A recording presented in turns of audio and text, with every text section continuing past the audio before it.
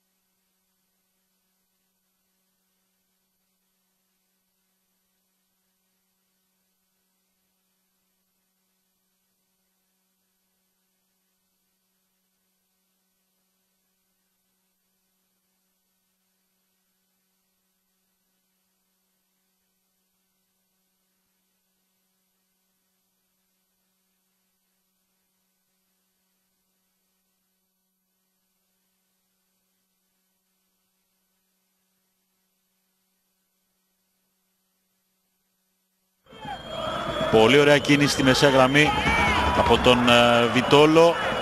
Να ο Άρης με τη μία βγαίνει στην κόντρα, ο Χαβίτο, το σουτ, πέφτει ο Κοβαλέσκι.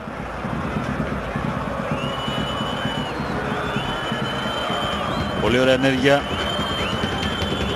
με τον Κόκε τώρα να περνάει την πάσα για τον Χαβίτο. Να ο Άρης με την ευκαιρία, με τα πόδια Κοβαλέσκι, ευκαιρία για τους φιλοξενούμενους. Είπα του Κόκε, έχασε τη φάση ο Γιαννούλης, κοιτάξτε πως του βγαίνει πίσω από την πλάτη του ο Χαβίτο και απειλεί την αιστεία του Ηρακλή, σώζει ο Κοβαλέσκι και στη συνέχεια η κόντρα από τον Παπαζαχαρή.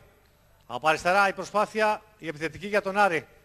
Τσίπησε την μπάλα από δύο αντιπάλους του, ο Κόκε για τον Κάλβο. Η μπάλα είναι εκτός αγωνιστικού βουλού.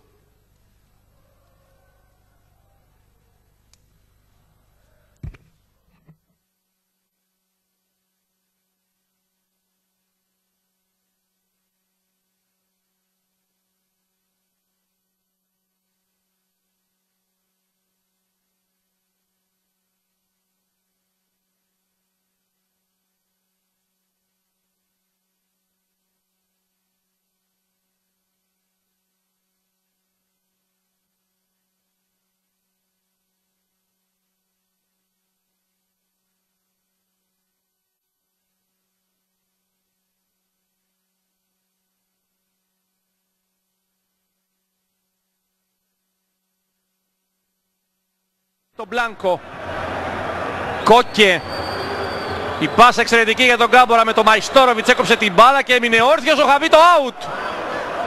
Με δύο σουτ του Χαβίτο ο Άρης. Ωραία ο Γκάμπορα έφυγε από